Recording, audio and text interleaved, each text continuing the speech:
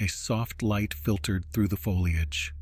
The jungle unfolded before him like a forgotten memory. The trees, tall and supple, seemed to bow in his path. The air was warm, filled with sweet scents and songs that he alone seemed able to hear. He walked barefoot on a mossy ground, not knowing why, yet with the strange certainty that he had already walked here before. Then she appeared. She did not speak. She didn't need to. Only her eyes shone, pale amber, deep, unreal. He couldn't look away. He tried to move closer, but the light shifted, and everything collapsed. Lyam sat up, gasping, drenched in sweat. The bunk of his cabin still trembled from the jolt. He ran a hand over his face. That dream, always the same. Always that jungle, always that woman, and always the feeling that he wasn't truly dreaming. Yet, he had never set foot on Virelya. Born on a lunar dome, trained as an exo-archaeologist, he worked aboard Station 7 Carthus, orbiting a dead moon. He spent his days analyzing samples of space rock, but at night, the jungle returned. A jungle he had never seen, a planet he knew only by name, and yet recognized as his own. Virelya, a new world, a single continent of lush vegetation, encircled by endless oceans. But above all, a treasure, Lytherium, born from the bodies of gods humans bring into being through their faith. Since medicine had conquered the body, the only thing that still killed was the decay of the mind. Mental senescence. Lytherium had changed everything. No more endings, no more aging, as long as one could pay. But Lyam did not dream of wealth, nor of scientific fame. He dreamed of a land he seemed to already know, and sometimes, just before waking, he felt the unsettling certainty that it wasn't he who dreamed of her, but the planet that dreamed of him. The cafeteria was empty, bathed in pale neon light. Lyam, alone at his table, was slowly eating a lukewarm ration of synthetic protein, his eyes fixed on the screen hanging from the wall. On V-Stream News, a warm voice announced the event. The company Mythogenia had confirmed the success of a divine incubation. After 6 years of digital gestation, their online worship AI, Clarity, had generated enough fervor to give birth to a deity. A giant of light had just emerged from the jungles of Virelya, within a calling node located south of the Oboro Rift. The host smiled. "Thanks to your faith, Antherios has been born. Thank you to our premium believers. Your Lytherium credits will be transferred within the next 24 hours.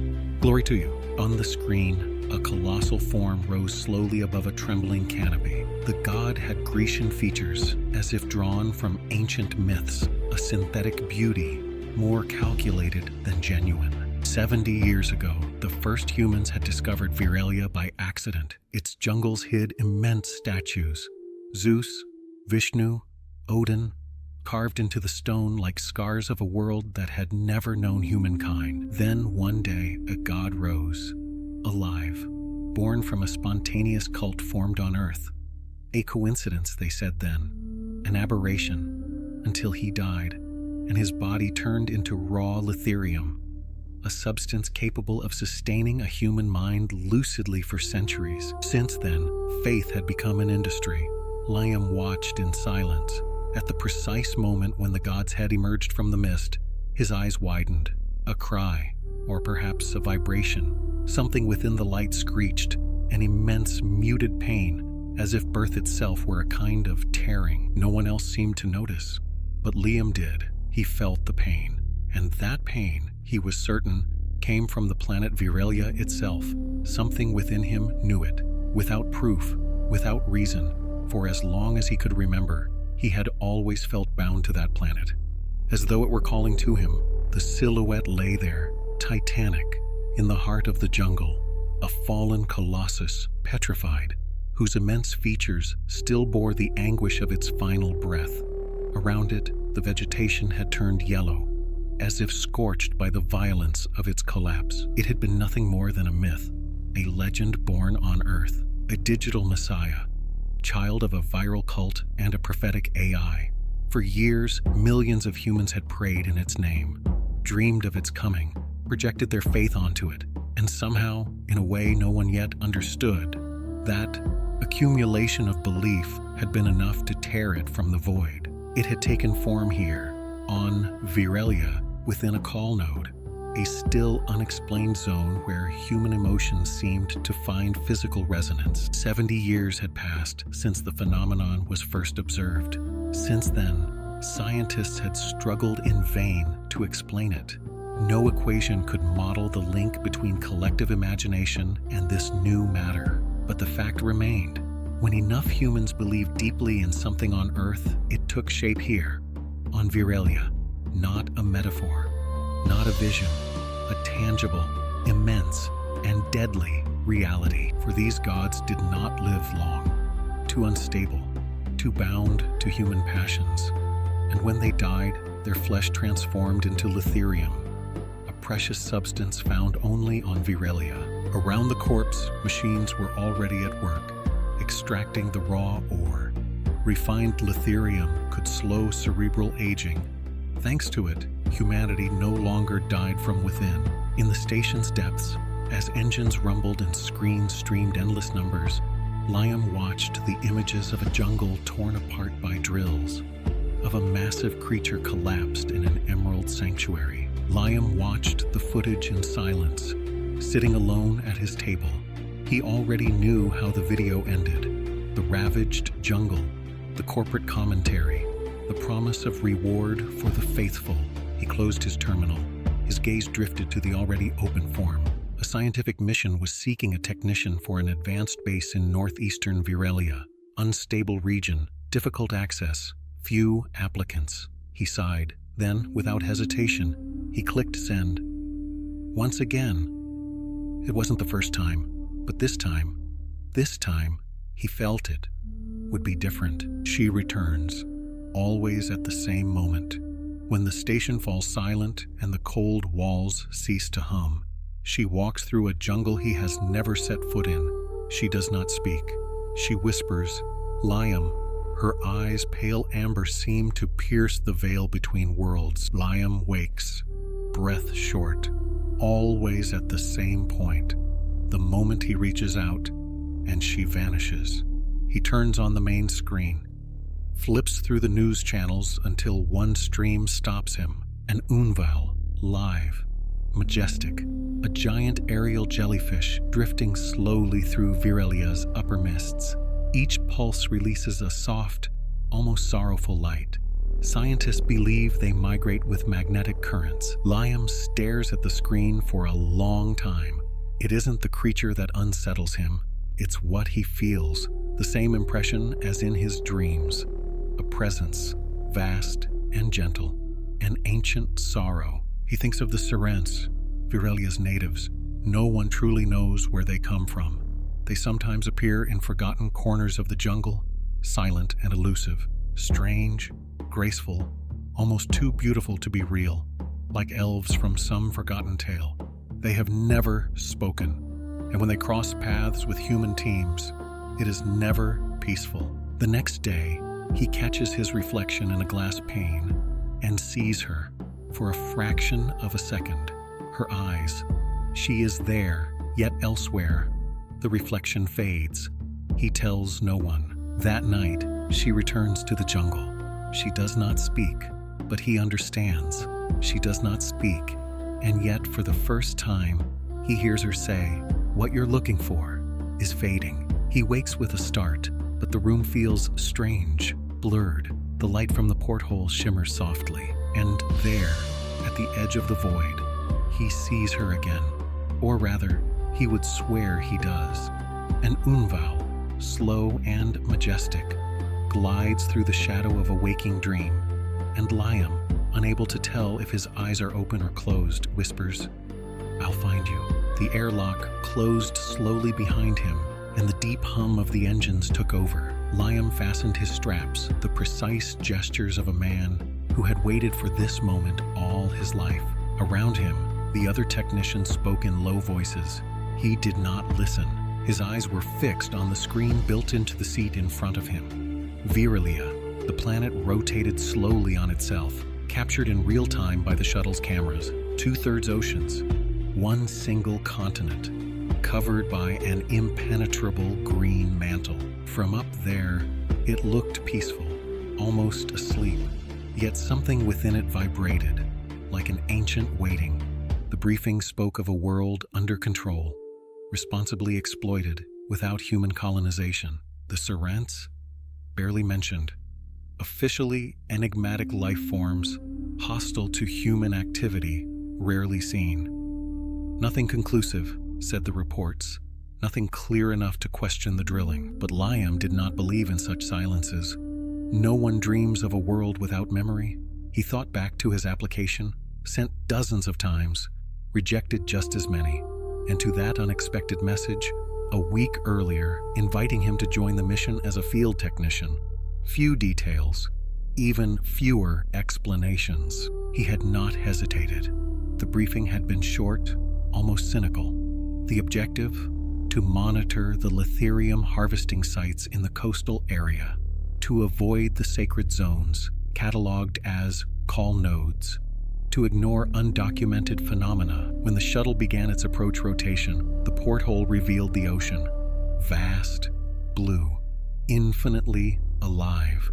Iridescent sheets floated like drifting dreams. Beneath the surface, shapes glided, too large to be real, and there, without knowing why, his heart tightened, as if the planet were calling his name. The hull vibrated as if holding back a scream. Around Lyam, the tense faces betrayed a disturbance that no turbulence could justify. The descent had begun less than 2 minutes ago, yet everything felt strange. There was that silence, deep, saturated, almost alive. Through the porthole, Virelya's atmosphere was not just a veil of gas, it was a sea of shifting mists, with changing hues undulating like a collective thought. A technician whispered, "It looks like she's watching us." No one replied. Then came the first jolts. The ship swayed, pulled off course, as if drawn from the outside by an invisible hand. On the monitors, the density readings went wild. The sky seemed to thicken as the anxiety on board grew. Some began to babble.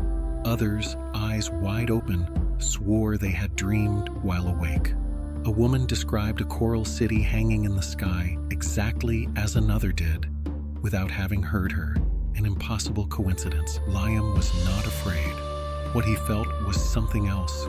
A presence, a familiar echo, as if something or someone was waiting behind the clouds. Suddenly, the lights flickered.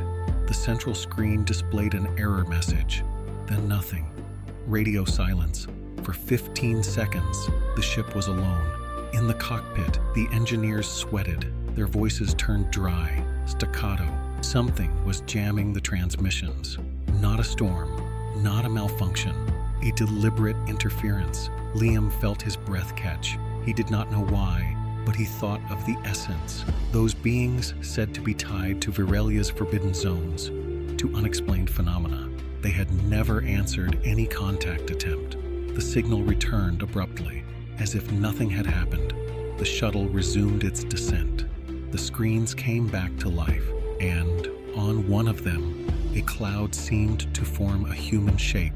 Lyam blinked. The figure was gone, but a phrase remained engraved in his mind, though he could not tell where it came from. "You are almost there." As soon as his boots touched the ground of Virelya, Lyam felt a vibration beneath the surface. Not a tremor, a recognition, like a breath being held. The soil was dense, but alive. The ground algae, a deep green, almost black, recoiled at his touch, then slowly opened again, as if to observe him more closely. None of the other team members seemed to notice anything. Ahead of them, the jungle waited, vast, humid, murmuring with unknown echoes.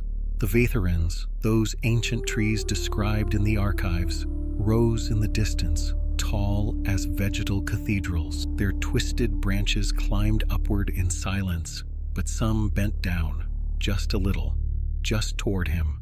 A technician made a remark. "Strange how the light changes around you." Lyam did not answer. On the third day, the first anomalies were reported.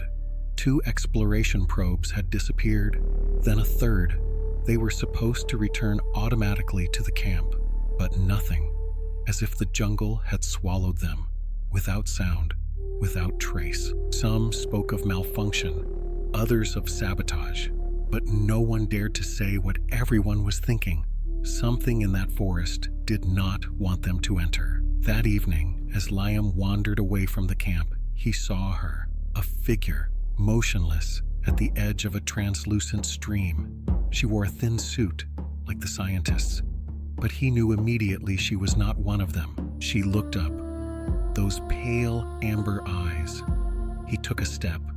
She stepped back and vanished into the foliage, like a shadow slipping through the wind. When he told them what he had seen, they spoke of hallucination, of post-arrival stress. But that night, in his tent, Lyam dreamed of her, not in the jungle, but in a place he had never seen. A circle of Vitharans leaning over a black lake, and that voice again. You remember, even if you have forgotten. The attacks did not look like attacks. They had the slowness of a held breath, the precision of a vegetal trap. 2 technicians were already dead, or had killed themselves. No one really knew. Officially, accidents. Unofficially, whispers, things in the jungle, invisible presences. They had been told the Essents were only vaguely hostile, not murderous. But here, even the air seemed to take sides. The vegetation vibrated at a rhythm the crew could no longer bear. Everyone grew nervous, paranoid. Then the Essents appeared. They slid out of the foliage like spirits. They were tall, majestic, of an almost unreal beauty, silhouettes of legend, graceful, their features so harmonious they seemed sculpted by an ancient dream. And they sang. That song, as soon as it began, it crushed the humans. A mental collapse. Pure terror. One by one, they fell, emptied of meaning, emptied of themselves.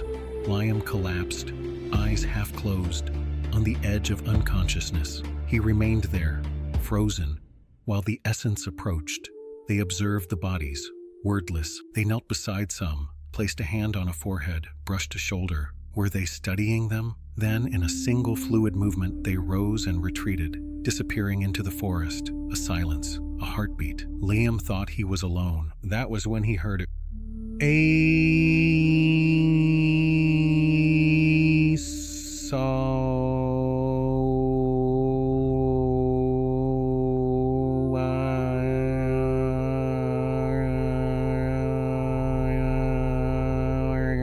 She was slightly smaller than the other Essents, barely shorter than him. Her presence seemed to suspend time, and she was beautiful, a wild and serene beauty, impossible to translate into human words.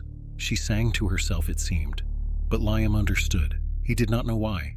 He understood the words, the meaning, the intention. The humans were not invited. The balance has been broken. He rose slowly, his breath held. We are here. We may not have been invited, but we are here. She started, looked at him, measured him. She understood him, and more surprising still, he understood her. She came closer, suddenly tense, an impulse. She hesitated. He felt it. She was considering killing him. I understand. My dreams always ended there. He whispered. She stepped back, her face caught between astonishment and suspicion. Her eyes scanned the surroundings as if tracking an invisible threat. Then, with a quick, almost regretful gesture, she stepped forward and placed her fingers on his forehead. Darkness fell upon him. He opened his eyes slowly. His head was still buzzing. She was there, tall, beautiful, exactly as in his dreams, but real. Her name was Aelya. Lyam did not understand how he could grasp her words. She asked him. He did not know what to answer, so he reversed the question. We have been observing you for a long time, she replied. We learned by listening to you. Her voice was not truly a voice. She sang, and the forest sang with her. Each word made the leaves tremble. Flowers opened slowly, as if listening. Lyam felt as if he were still in his dream. A silence settled. Then he asked, "What will happen to me now?" The answer did not come immediately. Your dreams, What did you mean? Then he spoke to her about the visions, the strange nights, the woman he felt he recognized. She listened, then led him to a clearing. At the center, a stone stele. His name was engraved on it. I carved it myself. They looked at each other for a long time. Nothing seemed to make sense. You must go back, she finally said. He thought of the camp. You mean now, number, all of you. The humans. Since you have been stealing the soul of Virelya, the balance has been broken. The songs are becoming confused. Some of our children are born weak. Others born with rage. Lyam wanted to protest, to ask questions, to stay. He asked, and you do not want to understand. She turned her eyes away. What the forest has allowed to grow, it will also know how to tear out. A sentence he did not understand. He walked away, troubled. Without knowing how, he found the path back to the camp, as if guided. A line of pale moss wound under his feet. He had never seen it before. Behind him, Aelya was still watching, motionless among the trees. For days, Lyam searched for Aelya through deep roots and shifting clearings. He felt her presence without ever seeing her. Sometimes, shadows passed behind the leaves, and the jungle shivered like skin crossed by a chill. He was never alone. Then one evening, as the Virelyan sky slowly faded, she appeared. She said nothing at first. Then, almost in a whisper, she murmured, "I remember you." Lyam stared at her, dizzy. But what she said next shook him even more. "In my memories, you were an Essent." They did not understand. Not yet. But from that day on, they began to meet again, without saying it, without deciding it. The jungle opened its paths to them. Aelya guided Lyam through ancient places, living arches, clearings resonating with forgotten songs, translucent trees, where memories flowed, fine luminous veins running through their bark, and if one placed a hand against the trunk, images, voices, fragments of memory whispered through the sap. She spoke little, but her gestures, her voice, her silences told him more about Virelya than any speech ever could. Lyam, for his part, tried to explain Earth to her. Cities, oceans, books, dreams. He wanted to show her what made the human heart beat. But with every word, she nodded gently, as if she already knew. "You know all of this?" he asked one day, troubled. "It is not that I know," she replied. "It is that I remember." He did not understand, but did not insist. As they grew closer, the forest changed. It became clearer, softer. Sounds echoed differently. Even the wind seemed to accompany them. Something was being born between them, and neither of them knew whether it was a beginning or a return. In the observation room, the bluish glow of the screens cast ghostly reflections on tense faces. On one monitor, Lyam walked alone through the jungles of Virelya, his calm steps contrasting with the subtle tension ruling the control center. For 12 days, he had explored the outskirts of the camp without showing the slightest sign of instability. Where other technicians talked to themselves, trembled, or mentally collapsed, he seemed peaceful, too peaceful. Dr. Reed, gaunt and emotionless, scrolled through biometric readings. Nothing abnormal. Steady heart rate, coherent brain activity, not a trace of the usual hallucinatory symptoms. Around him, lab coats and military uniforms. Officially, the scientific team was studying Virelya's environment. In truth, the site was a concealed military outpost bristling with sensors and radar. Lytherium justified every surveillance. A video feed suddenly drew attention. In a mist-veiled clearing, Lyam had frozen. Before him, emerging from silence, the Silverins advanced, as tall as horses. Their forms seemed sculpted from the very light of the forest. Their fur, or rather their feathers, shimmered with opal, gold, and night reflections. They said they always traced a new path, as if escaping their own footsteps. And when they stopped, everything around them fell still. The largest one approached Lyam. Its feathers rippled, a blue wave escaping like a slow breath. The creature bowed its head. Lyam did not move, but in the control room, Reed froze too. "Rewind," he whispered. The footage replayed. The scientists watched, tense. An Essent appeared briefly in the background. Aelya, she was watching as well, and she did not understand. The Silverins had never done that to a human. Essents hidden in the leaves had seen it happen, and in their eyes there was a tremor, a hint of reverence. The image froze. Someone whispered, "The Essents are not attacking him." The soldier in the shadows clenched his fists. Whether he is a risk or a chance, he is still an anomaly, and an anomaly must be watched. Nobody replied. In the silence, the screens continued to watch. The jungle opened before them like a private thought. Aelya guided Lyam between knotted roots and trembling leaves, toward a place known only to the Essence. Each step seemed attuned to a rhythm only he could feel, an ancient heartbeat in the world's depths. They reached a hidden clearing beneath a canopy of glowing leaves. There, the ground was made of a nearly translucent substance. Aelya stepped forward, placed a hand on the trunk of an ancient tree, and sang.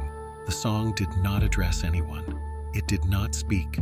It remembered. Lyam felt the world change. The trees trembled softly. The leaves quivered to the rhythm of a shared past. He saw images rise without words. Farewells, silence, lost beings and their return. A surge of pure emotion, raw, rekindled by enduring love. Troubled, he asked her to explain. He thought she was projecting onto him what she could not grasp about Earth, but Aelya seemed neither angry nor confused, only surprised. She told him the Essents were not born from belief, like the ephemeral gods. They were born from mourning, living memories shaped by sorrow, attachment, unresolved love, not created, but called back. And she seemed sincerely astonished that humans had never understood it. Across the galaxy, official networks spread another truth. High authorities minimized the existence of Essence, reducing them to collective hallucinations linked to environmental stress. Meanwhile, silent neutralization plans had begun, disguised as stabilization of the ecosystem. In the laboratories of the research base, Reed and his assistants observed Lyam. He stood out more and more. He did not suffer. He did not hallucinate. And when he approached certain places, sensors detected alterations in plant composition. Something resonated with him. A line appeared in the military report, discreet but highlighted. Abnormal connection with terrain. Potential local interference. Morning opened over a jungle, more shrouded in mist than usual. Lyam carried a gravitational container along the marked paths, escorted by aerial sensors. The mission seemed ordinary. Transport components to an old calling node, yet something felt wrong. The probes were never deployed so long after the disappearance of a divinity. Normally they came just before the end, to capture the instant of collapse, or immediately after. Here, the clearing had been empty for weeks. The jungle had already begun to heal. Around him, the technicians spoke little. Their eyes avoided his. Several of them cast anxious glances toward the canopy, where small shards of bluish light floated among the branches. The airless. Those birds were not many, but their presence was enough to unsettle the mind. Their songs tangled like fractured memories. Some whispered names, others hummed childhood melodies. Lyam, for his part, heard nothing, or perhaps he refused to hear. He watched the others. One was crying, another trembled. Miles away, in a laboratory hidden beneath the roots of a fossilized tree, scientists studied the biological trace he left on the flora. A full team, gathered under the direction of Dr. Sereno, analyzed his interactions with spores, mosses, mirror trees. Lyam did not know it, but the jungle reacted to his presence as if it knew him, and that familiarity brought unease. Once the mission was complete, he returned alone, but did not go back to the camp. He took another path, the one he used only at dusk, the one that led to her. Aelya waited for him, as always. Her gaze carried a new gravity. Lyam wanted to understand what she had said the day before. that impossible idea that the Essents were born from human grief. There was no rational explanation, only an intuition. The forest opened before them like a path forgotten by time.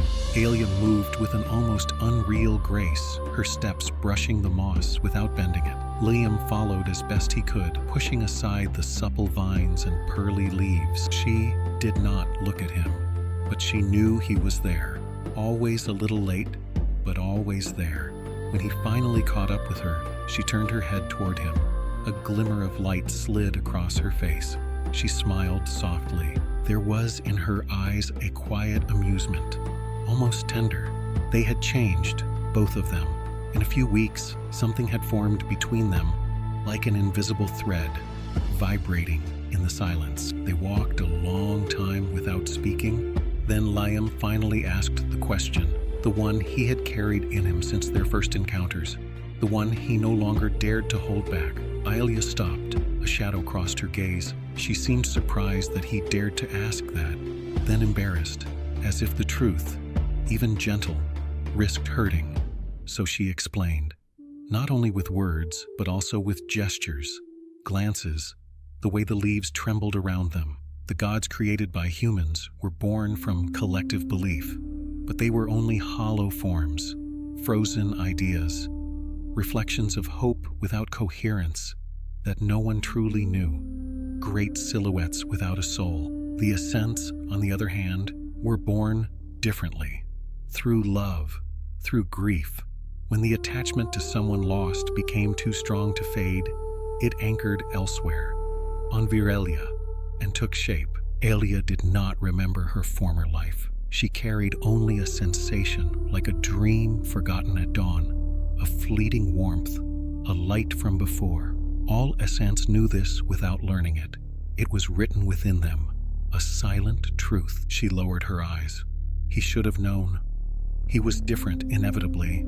She no longer doubted it, because she too had dreamed of him, and dreaming, that no Essent had ever done. The underground laboratory stretched like a network of veins beneath the surface of Virelya, pulsing to the rhythm of machines and data. It was supposed to be a research center, but it no longer had either the scent or the purpose of one. The walls were too smooth, the soldiers too numerous. The screens displayed more tactical protocols than biological reports. Science here had given way to military doctrine. Dr. Esteban Solorzano walked among the glowing blocks, hands clasped behind his back. A renowned expert in phytoxenoethology, he had devoted his life to understanding how extraterrestrial ecosystems reacted to human intrusion. But what he saw there was not a study. It was an operation, an extraction, a siege. He thought of his colleagues. Most had signed on for glory or money, some for the austere beauty of research, but none had imagined becoming accomplices to a military enterprise, and yet all had stayed, himself included. When the first reports about Lyam appeared, he had thought them exaggerated. A temporary behavioral anomaly, a mild psychosis, a placebo effect from the environment. But the readings were clear. Lyam suffered none of the delirious effects the jungle inflicted on the other technicians. Worse, he seemed to calm certain natural phenomena. This biological neutrality was impossible, fascinating, and Esteban was not a naive man. He knew the history of his own field, how many of his peers had gained recognition, funding, and power after contributing to morally questionable projects. Progress, he believed, could not wait for the world to be ready. Sometimes one had to move forward, even in the mist. In a corner of his mind, an old phrase returned, one he had always thought too convenient. Science without conscience is but the ruin of the soul. He whispered it to himself with a half smile. To his eyes, whoever had written that had likely never held a scalpel nor taken any real risk to advance knowledge. On the screens, Lyam walked through the jungle. Esteban did not yet know what he was, but he felt that this discovery was going to overturn everything, for the better or for the worse. Lyam's body wavered under the weight of the passing days. He spent his nights in the jungle beside Aelya, and his days serving the human teams, carrying equipment, deliberately ignoring the stares now cast upon him. Attention was growing everywhere, but he barely felt it. Everything in him seemed drawn elsewhere, toward her. That night, exhaustion reached its limit. They moved along the canopy like two dancing shadows, leaping from trunk to trunk, carried by the fluid momentum of shared habit. Their steps, almost weightless, seemed to brush the surface of matter, and yet vertigo caught up with him. His head spun, his breath caught in his throat. He faltered. Just before collapsing, he lifted his eyes to her. Her pale amber irises suddenly turned to a burning orange, narrowing as if something within her had awakened, as if she had suddenly become a stranger again, a wild force, a huntress. Aelya sensed the alarm without even turning. The air had changed. Lyam was gone. His body was already falling through the foliage. She leapt, tracing his descent in an almost instinctive surge, catching him just before he passed through the last barrier of leaves. Even an Essent would not have survived such a fall. When she saw him unconscious in her arms, a strange sensation passed through her. It was neither fear nor pain. It was something else. In Liam's eyes, just before he fell, she had seen a fleeting, instinctive fear directed at her, and it was that fear that wounded her, like an invisible fracture opening between two beings who should never have met. Lyam regained consciousness later. He saw Aelya sitting a few meters away, watching him with quiet worry. When he tried to sit up, she hesitated to approach, then froze. He remembered the look she had just before he fell. A raw, almost frightening ferocity. They stayed together in silence, a closeness filled with unknown emotions. When he fell asleep, Aelya did not move. She never slept. She watched, eyes open to a living mystery, and in the silence, she saw him dream, peaceful, and wondered what it must be like to see other faces, elsewhere, even in sleep. Perhaps, she thought, in that secret world she could never enter, there was a place for her. If she could not dream, she wished at least to exist within his. General Dorian Petrescu was approaching Virelya, haloed by his dark, unrelenting reputation. He was the man Earth sent when colonies resisted, when planets refused to yield to human dominion. Behind him stretched entire, pacified regions, some reduced to vitrified wastelands devoid of life. His peers called it stabilization, but the whispers used the true word, xenocide. Aboard his ship, he maintained constant communication with Dr. Esteban Solorzano. Together, they reviewed the data concerning Lyam, this human anomaly. Petrescu saw in him more than a survivor. He glimpsed the potential for a living weapon, capable of subduing the untamed jungle and the Essents dwelling within it. To him, Virelya was not a mystery to be understood, but a world to be bent. Meanwhile, Lyam opened his eyes, surprised to find himself not on the ground, but resting in the intertwining of two colossal branches, 50 meters above. It was the first time he had fallen asleep far from the base, and the realization both troubled and amazed him. Beside him, Aelya watched, a new smile lighting her face. During the night, she had seen him dream, fascinated by this phenomenon unknown to the Essence. His body still, his eyes restless beneath closed lids. Lyam felt strangely at ease. His fatigue had vanished, replaced by a new clarity. But his peace faltered when he realized the sun was already sinking. He was late, terribly late. Panic rose within him. He thought of the trouble awaiting him at the camp. Aelya, puzzled, did not understand the word, though she had heard it before.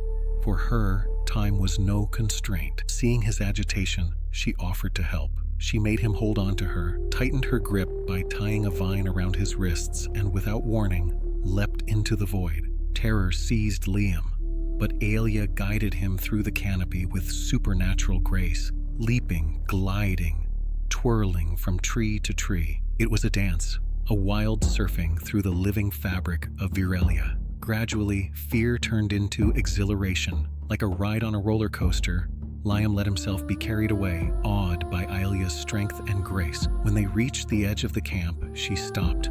Breathless, Lyam promised to return at nightfall. Aelya seemed happy, and he recognized that emotion. As he walked away, he realized it had been their first true physical contact. The thought warmed him strangely, a pure, inexplicable joy. Lyam was surprised by the indifference. When he returned to the base, he expected to be questioned, isolated, punished, but nothing came. The security teams noted his return with disturbing neutrality, as if his absence had been anticipated. In the corridors, he crossed paths for the first time with Dr. Esteban Solorzano, a thin man with a hollowed face and eyes that never stopped scrutinizing. Lyam felt pierced through, as if his very presence betrayed something buried, twisted. He looked away, behind him. As soon as the door closed, Esteban grabbed a terminal and immediately contacted General Petrescu. Lyam had come back alive after an entire night in the jungle, something deemed impossible. The general did not answer right away. His gaze slid over the topographic maps projected on the wall. The base was surrounded by a 400-meter-wide artificial clearing, torn violently from the living jungle. Each day they raised it again, but within 24 hours, everything regrew. Not the same trees, not the ancient majestic Vitharans. No, something younger, more aggressive, 30 meters tall overnight, and with them came new fauna, more hostile, less sentient. Esteban explained that the detection systems became distorted whenever Lyam ventured deep into the jungle. Near the call nodes, he became undetectable, even to orbital surveillance satellites. And yet, at the edge, the jungle seemed to freeze, as if emptied of tension. The ground stopped vibrating. The songs drifted away. The general remained thoughtful. To him, the conclusion was simple. They needed to understand what Lyam triggered and replicated. If they could not conquer Virelya by force, they would wear it down, kilometer by kilometer. Esteban nodded silently. He knew where this was leading, but he also knew that some discoveries are born in silence, and that Lyam, perhaps, was the only one who could finally silence the jungle itself. General Petrescu arrived on Virelya with ruthless protocols. Within hours, the research center transformed into a fortress. Electrified fences, guard posts, martial discipline. What had once been a place of study was now a war outpost, standing against an entire planet. Dr. Solorzano immediately sensed the balance had shifted. Opportunistic, he sided with the military, at least for now. His first meeting with the general was more strategic than cordial. They were both predators, though of different natures. Esteban, elusive and manipulative. Petrescu, brutal, bellicose, direct. Neither possessed a shred of compassion, only divergent methods. At the end of their meeting, the general demanded to know where Lyam was, his future weapon. Esteban replied that he was with a native, a female to whom he seemed attached. Lyam, meanwhile, was with Aelya. Since she had carried him through the jungle, he constantly sought her presence, as if to recapture the imprint of that first contact. Aelya rejoiced in it and allowed herself to be enveloped by this new bond. Each night, he had taken the habit of sleeping beside her. She watched him as he slept, attentive to his dreams, and each morning, eager, asked him what he had seen, with whom he had walked in his visions. Their first quarrel was born from this ritual, when she refused to believe he did not always remember. But with patience and explanation, she finally understood. In return, she revealed fragments of the Essent's world. She told him of their capital, Levanthal. Nestled within millennial roots, it had not been built but grown, shaped around an ancient sanctuary. The dwellings were giant flowers, hollowed trunks, fruits open like alcoves. The walls hummed softly, shifting with the emotional seasons of the city. Energy flowed through conductive vines, guiding the currents of Litharium, and bioluminescent plants glowed with the rhythm of the wind. The Essents lived there in small communities, speaking little, favoring the memory chant, made of murmurs and emotions. At the center rose Aelya, the spirit tree, whose branches held forgotten faces. As Aelya shared these secrets, their exchanges took on a more intimate hue. In their silences, a new closeness was woven, still timid, but already intoxicating. Lyam crossed the camp gates at dawn, still carrying the traces of the night spent with Aelya. In his dreams, she had flown with him above the canopy, their bodies turning like two celestial bodies, drawing close without ever colliding. As Lyam spoke, she laughed, amazed to discover herself in someone else's dream. For the first time, she had asked him to tell it again and again, fascinated by the shifting contours of a world she had never been able to reach. But on the way back, reality struck harder than expected. The camp had changed. Additional drones drifted silently through the air, and the watch posts seemed doubled. The atmosphere was no longer that of a scientific center. Something had shifted. Dr. Solorzano was waiting for him. He spoke at length, mentioning the dangers of the jungle, the need for security, the higher interest of the mission. He offered a compromise, a biometric tracker in exchange for the freedom to go out at night. Lyam refused. That was when the general appeared, massive and silent, like a falling blade. There was no threat, no warning, only a sharp, brutal blow in the hollow of his stomach. Lyam's breath was torn away, his legs gave out. Before he understood, a knee pinned him to the ground. The impact to his jaw was clear, black, absolute. In the shadow of the tents, the general spoke coldly to Esteban. To him, the phenomena surrounding Lyam were not a gift, but a flaw, to exploit far from a conscious miracle. He saw in it an instinctive, biological response that only needed to be forced. He knew human mechanics, and to trigger unconscious reactions in humans, the general knew exactly how to proceed: fear, pain, and deprivation. This method had always borne fruit. It would work here as well. Meanwhile, the jungle at the edge of the camp had fallen silent, as if it were holding its breath. Lyam no longer knew where he was, nor how long he had been suffering. The blows, the deprivation, the constant fear, everything blended into a heavy, endless fog. His body was nothing more than a vessel for pain. He sometimes thought of Aelya, but even that name was becoming blurry. The rest of the time, he no longer thought at all. General Petrescu, however, watched with satisfaction. Lyam was broken, malleable. Useful Dr. Solorzano had begun his tests. He was not moved by Lyam's suffering. He merely despised Petrescu's brutality. Too primitive, risky. He was not here to torture a man, but to tame a planet. And Lyam was the key. The results were spectacular. The young carnivorous vines, known for throwing themselves at any source of human warmth, withered at his touch. The most aggressive plants seemed to calm the moment he approached, especially when he was on the verge of collapse. So they took him out each day, escorted by dozens of soldiers. And each day the jungle parted, subdued. He was nothing more than a tool, a vector. Aelya had waited 3 nights, then 6 days. On the 8th, she approached the perimeter, and she saw him, Lyam, held by cables, emptied of himself, dragged like a puppet. She remained frozen until the 11th day. She could not wait any longer. Anger exploded within her. She did not understand, but she knew they had no right. She had never hated before, but that day she made her decision. She was a huntress, and today she would hunt the human. From the edge of the jungle, she launched her first spear, more than 400 meters.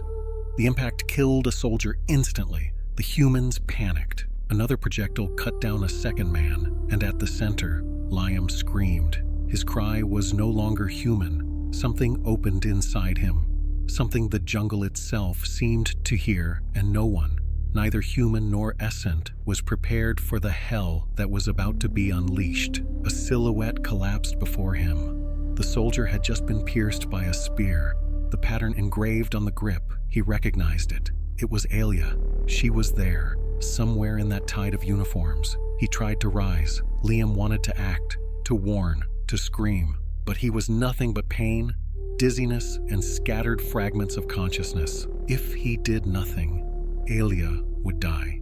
They were too many. The strength of an Essent was not enough to face an army head-on. He knew it. She knew it too. Then why? Why this frontal attack? Why now? Despair tightened inside him. His cry was lost in the roar. And then he tipped over. His mind was pulled away, like a drop falling into an ancient river. His body was only a shell, and he was elsewhere. He fell, too fast, too far, until nothing stopped him. Then at last, he floated. Before him stood a woman. He knew her name before hearing it. Waif O'Sullivan, his mother. He was an orphan. She was unknown to him, yet strangely familiar.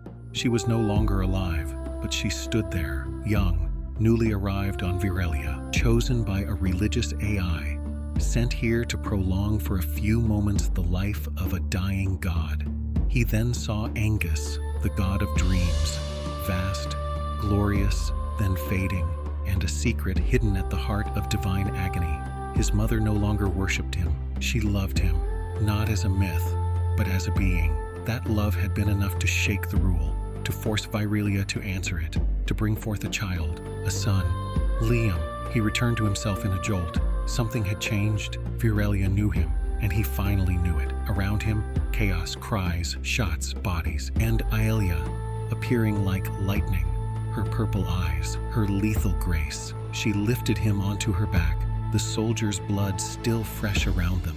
They were running toward the jungle, but the soldiers did not retreat. They pursued them, still believing they held control. And when they crossed the boundary with weapons raised, they understood too late. They were no longer facing an Essent.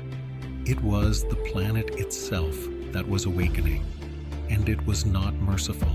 Lyam and Aelya ran through the artificial clearing, fleeing the human base, their bodies strained by effort and wounds. Aelya, weakened, struggled to keep the pace. She could have fled alone, vanished into the shadows of the jungle, but she did not abandon him. Her song rose one last time, fragile, trying to hold back the attackers, but they were too far, too well prepared. The human guards, precise and disciplined, tightened the trap. Their weapons were raised, their orders clear. Capture Lyam alive, everything else was secondary. Aelya was a secondary target, an obstacle. They were preparing to strike when a rain of spears tore through the air. The first ranks fell into bloody chaos. The Essent warriors, swift and fearsome silhouettes, surged from the tree line, as if stepping out of the trunks of the jungle itself. Aelya's song had been a call. They had heard it, but hope was short-lived. A hovercraft burst forward with a howl, slamming into Aelya with brutal force. She was thrown far from Lyam. Soldiers leapt at once toward him, ready to take him back to the center. Then the earth opened.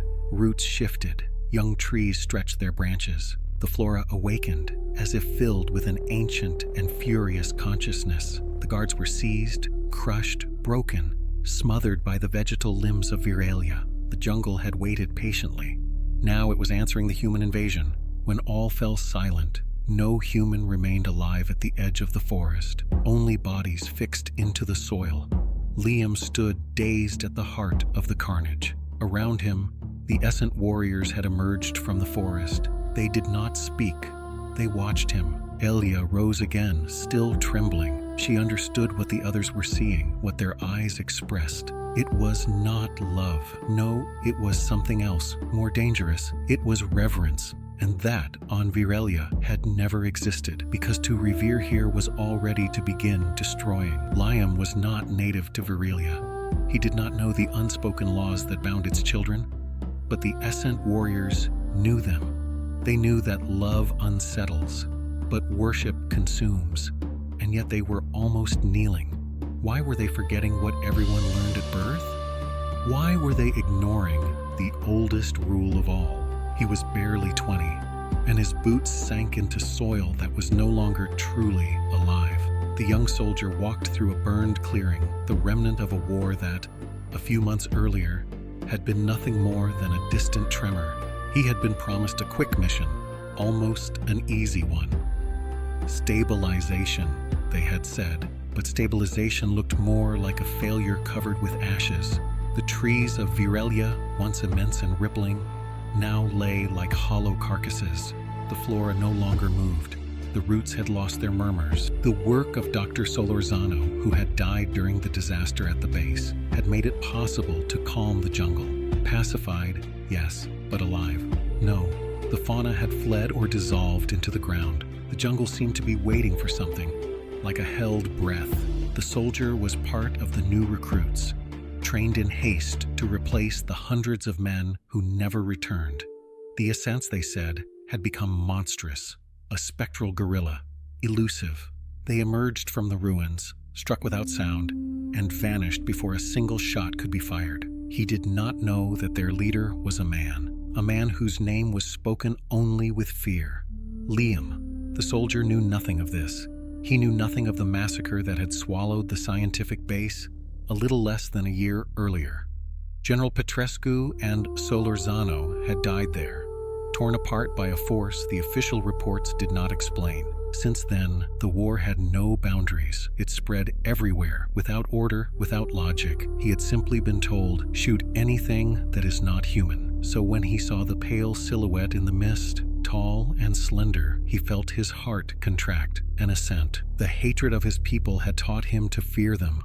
But what followed was not reciprocal hatred.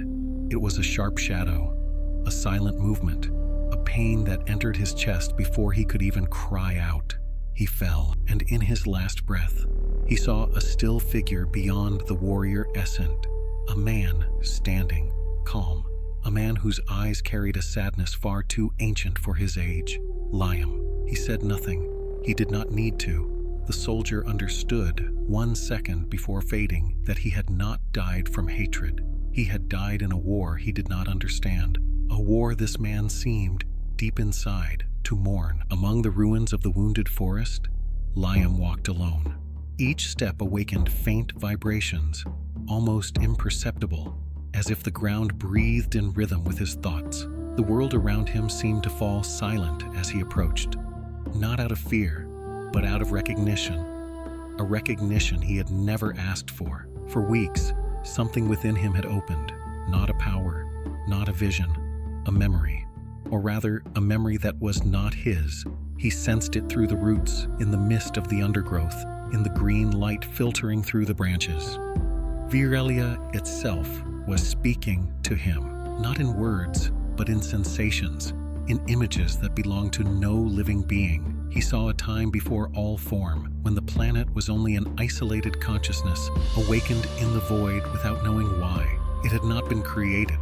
It had remembered itself, a lone presence in a cosmos, too vast and too empty. When this first consciousness realized its isolation, it tried to shape something to fill the silence. But everything it generated was only a reflection of itself, symmetrical, perfect, sterile, no surprise, no otherness, no love. So, in a gesture of creative despair, it cast a part of itself far away, a bubble of space and time, a foreign garden, earth.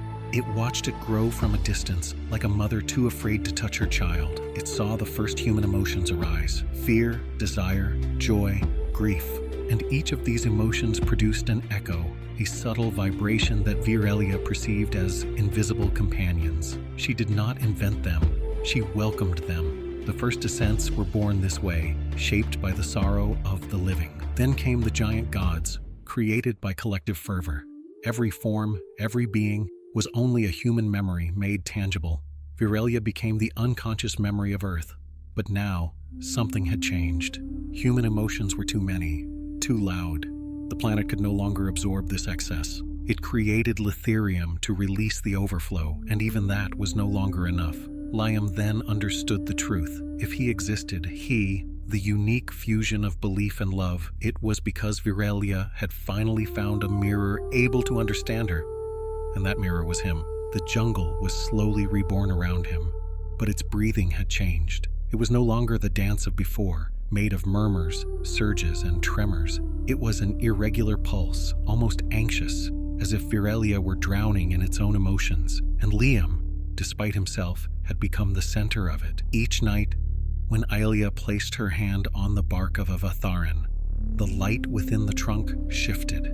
The veins of the tree vibrated according to the intensity of what she felt for him, a soft and fragile shimmer. But as soon as Lyam approached, this light fragmented, became unstable, too bright or too dark, like a heart beating out of sync. At first, he thought it was coincidence, an involuntary influence, but quickly he understood that the jungle reacted to his emotions with terrifying precision. The slightest worry made the leaves tremble. The slightest sadness darkened the sky. A single moment of anger was enough to make an entire grove wither. And love, the love he felt for Aelya, caused phenomena no Essent had ever witnessed. Clearings changed shape when they were together. New plants appeared, fleeting like echoes of their glances. Luminous creatures emerged at the edge of their vision, too fragile, too brief, as if the jungle tried to give form to what should never have been incarnated. Aelya observed all this with a worry she tried to hide. The bond she shared with him was not an Essent bond. It was not born of grief. It was not a memory shaped by a human. It was something else, a shared heartbeat, a burning dissonance. And what amazed the jungle also wounded it. Around them, the Essents began to gather. Some whispered that Lyam was a blessing, others that he was a threat, but all looked at him differently, with an intensity heavy and dangerous, no longer mere attention. It was veneration, projection, belief. Lyam felt a crack open within him. His existence no longer soothed Virelya, it suffocated her. And in Aelya's eyes, he began to see not only love, but the fear that this love might destroy the world she wanted to offer him. Lyam walked through a jungle he no longer recognized. Around him, the trees were no longer protective giants. They were twisted, tense, frozen in a silent strain. The Vatharans, once harmonious, leaned toward each other as if sharing an unease only they could feel. At the edge of the mountains, humans had launched their largest offensive. The bombings had left craters where the memory of the planet dissolved in a gray silence. The vitrified ground reflected nothing. No memory, not even human belief. The Essence fought with the determination of a people whose existence held by a thread.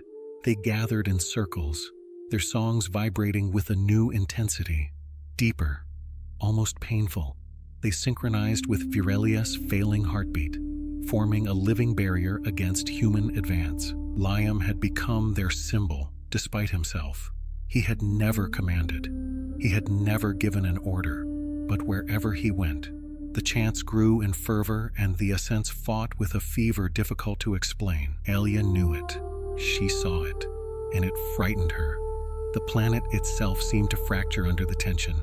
Ancient ruins rose from the ground, as if the past were desperately trying to breathe. Shapes of ancient gods, made of mist and ashes, crossed the clearings, unable to stabilize. The memories of Virelya became unstable, mixing with human fear until they distorted everything they touched. Then, one evening when the sky took on the color of silent morning, something manifested, an immemorial presence, a consciousness so vast that the entire jungle seemed to freeze. The first memory, it did not speak, it showed. It flooded Lyam with a vision without beginning or end. Earth, overflowing with emotion. Virelya, saturated with memories. And him at the center, not as a savior, but as a living fracture. If he stayed, the world would collapse. If he left, he had to disappear entirely. Not die, fade. Aelya, standing at his side, felt the same truth seep into her. The one she loved threatened everything she was. The first memory vanished without a sound, but its message remained. Lyam could no longer escape what he had become, the breaking point of a world dissolving. The war no longer had a front. It crawled, climbed, coiled through every corner of the jungle, as if every fiber of Virelya struggled to breathe. Humans advanced with methodical brutality, armed with devices able to neutralize flora, vitrify soil, and suffocate Essent songs before they could rise. They now knew how to wound the planet, but the Essence struck with the fury of a memory refusing to die. Their bodies, a weave of light and living matter, emerged between two roots, vanished behind a trunk, bound their forces like the pulses of a single heart. They never retreated. Every loss was not a death, but an echo of pain that fed their resolve. Lyam walked among them, and everywhere he stepped, the war shifted in form. Where he doubted, the jungle trembled. Where he feared, the air quivered with an unstable shiver. And when a shadow of anger crossed his thoughts, shards of mutated plants burst forth, aggressive, uncontrollable. The Essence threw him looks he could no longer bear, looks of fervor, expectation, reverence. That frightened him more than human weapons. Aelya saw him cracking, night after night. His bond with Virelya intensified, but this bond was no longer a communion, it was a tension. As if each beat of his heart pulled more tightly on the roots of the world. When they stood too close to one another, the ground shivered. The leaves vibrated like strings on the verge of snapping. The slightest touch between them unleashed reactions neither understood. As they approached the western flank, sight of the humans' final assault, the planet trembled beneath their feet. Distorted shapes, born of the soldiers' fear, came to life for a few seconds before dissolving. Lyam was the source, despite himself, an uncontrollable source, a living breach. Then, in the midst of the carnage, the truth became clear to Aelya. It was not only humanity that venerated. The Essence, her brothers, her sisters, her kin, were beginning to slide towards something they had never known. Devotion. A world built on memory could not survive belief. Virelya was suffocating, and it was the man she loved who tightened the grip. Aelya finally understood. If nothing changed, soon there would remain only the broken spines of a world too heavy with memories. Night fell over Virelya, with a silence it had never known. Not a breath of wind, not a pulse in the roots. Even the memory clearings remained frozen, as if the entire planet were holding its breath. Lyam walked beside Aelya toward Aelya, the memory tree, living heart of Virelya. Once, its branches had vibrated with ancient faces, indistinct murmurs, echoes of lives turned into essence. That night, it showed nothing, no light, no memory, no breath, as if the planet itself had withdrawn to make room for what was about to come. With every step, Lyam felt the world press against his skin, like a reversed tide trying to hold him back. Every root seemed to pulse at his approach. Every leaf trembled like a warning. Aelya was not a sanctuary. It was a threshold. The first memory awaited them, motionless, a vast shape made of mist and old shadows. Aelya felt its presence before she saw it. A weight on the heart, a vertigo in the memory. The beginning and the end of a world united. The message it carried needed no words. Lyam had become too vast to live, too close to Virelya, too loved, too feared, too imagined. Every belief about him took form as matter. Every fear birthed a creature. Every shade of his love for Aelya altered the jungle. The only being born from true love between a god and a human carried within him a power the planet could not absorb. The balance was broken. Aelya understood before he did what this meant. She felt the world open beneath her feet, as if Virelya were whispering its plea. Not death, not exile, oblivion. The ritual was not an erasure, but an offering. Lyam had to become a dissolved memory, a gentle presence that fed the planet instead of fracturing it. His memory, once absorbed, would stabilize the whole. Without him, the Essence would stop worshiping him. Without a mental image, no more creature born of fear, no more machine god, no more destructive echo. The first memory withdrew. The choice belonged to the living. Aelya placed her hand on Aelya. Lyam understood. It would not be only a sacrifice. It would also be an oblivion. The heart of Virelya opened like a luminous wound when Lyam crossed the last circle of roots. Aelya followed closely behind, but every step seemed to cost her more than it cost him, as if the planet itself were trying to hold her back. She understood why. She alone, among all living beings, could still love him without destroying him, and that love could not survive what they were about to do. Aelya, the spirit tree, vibrated faintly.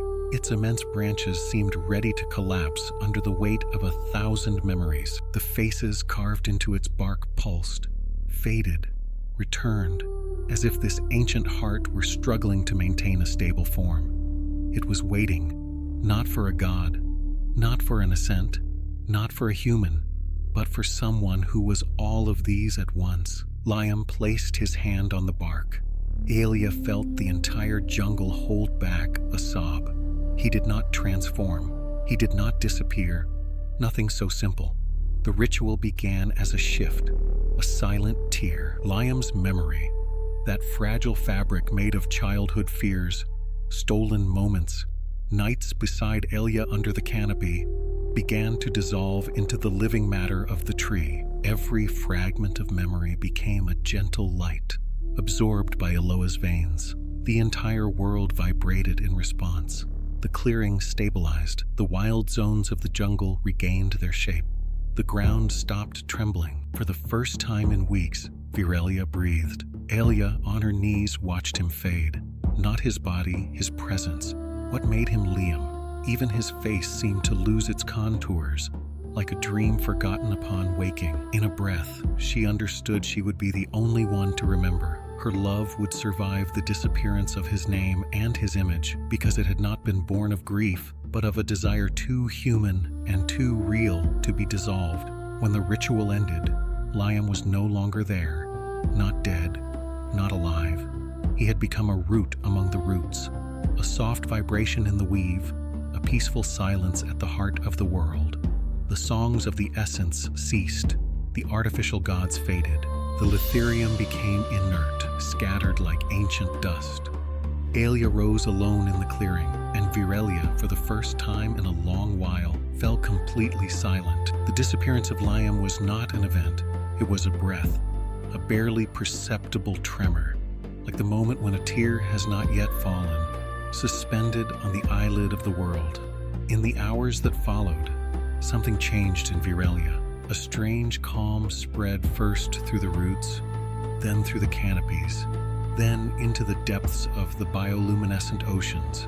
The planet, saturated for months by human emotions and the distortions born around Lyam, finally found the balance it sought. The Essents were the first to feel the transition. They stopped mid-song, not out of fear, but out of recognition. Something had withdrawn, something that had oppressed them without their ever understanding it.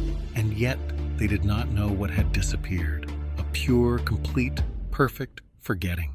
They knew only that an immense weight had left their shoulders. The humans, meanwhile, were faced with a harsh reality. Their weapons stopped functioning. The ground refused to vitrify.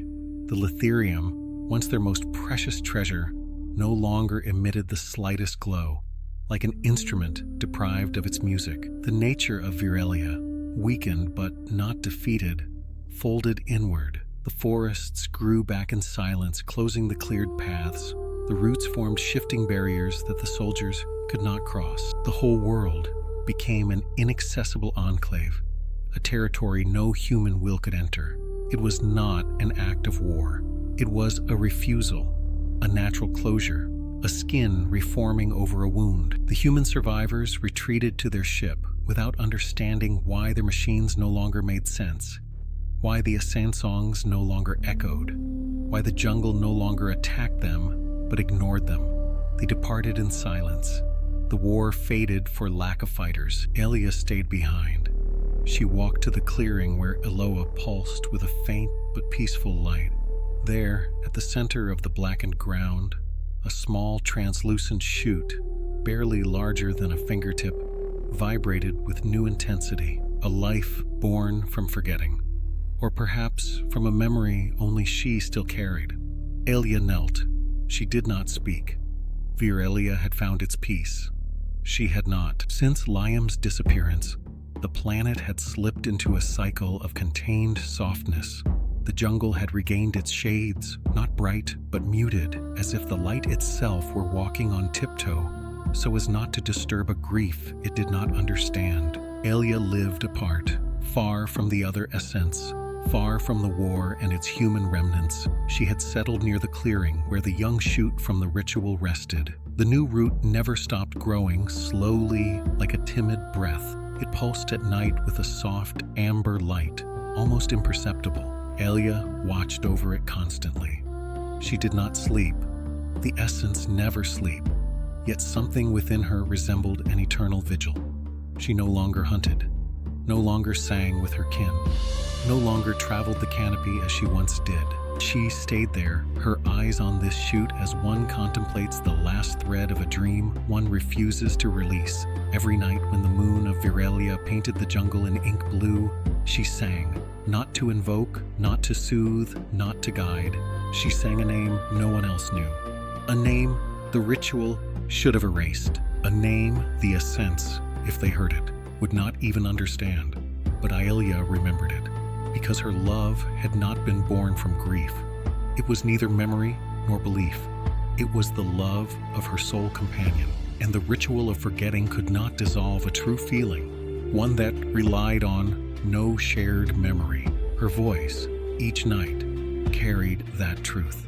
Sometimes she thought she saw the young shoot tremble in response, as if a tiny breath passed through its newborn leaves, as if something were listening. The Essents, who sometimes passed near the edge, saw Aelya and looked away. They felt that what she guarded surpassed their songs, their laws, their origins.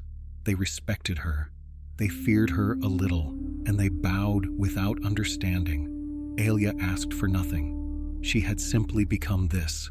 The keeper of the name Virelya had forgotten. On a distant blue planet, far beyond the trees of Virelya, a child opened his eyes in the middle of the night. He did not know why he woke this way, his heart beating too fast, his hands trembling as if they had held something that did not exist. His parents said he dreamed too much. He felt he remembered something. Each night the visions returned, clearer, more insistent. A vast, luminous jungle and a woman with amber eyes singing beneath a turquoise sky. He did not know her name, but her voice followed him like a breath. When he fell asleep, imaginary leaves brushed his fingers. When he woke, the scent of damp moss clung to his throat, like a breath from a world that belonged to no one on earth. And then, one night, everything changed. He dreamed again, but this time the woman was not singing. She was waiting. At that same moment on the other side of the galaxy, Aelya, alone in the clearing, felt a pulse rise through the roots. The tree she had watched for dozens of years, the young shoot born from the ritual, quivered like a chest drawing its first breath. Its iridescent leaves opened at once, casting a bright glow that lit the jungle around her. Virelya, silent for so long, vibrated through its depths. Aelya brought her hand to her heart. She recognized this tremor. This way the light changed texture. This fine warmth under the skin, this beat born from a bond she believed lost forever. It was not a memory. It was not a vision. It was a return. In the child's dream, the woman reached out her hand. He understood then, without words, that she was not calling him. She was calling someone within him, and the entire planet answered. Aelya stood up, her face filled with a joy that almost burned her eyes. A smile rose, fragile at first, then bright as a rediscovered light. She did not know when or how, but she knew Lyam would return, not as a memory, not as a god, but as a life yet to come, and Virelya would at last remember.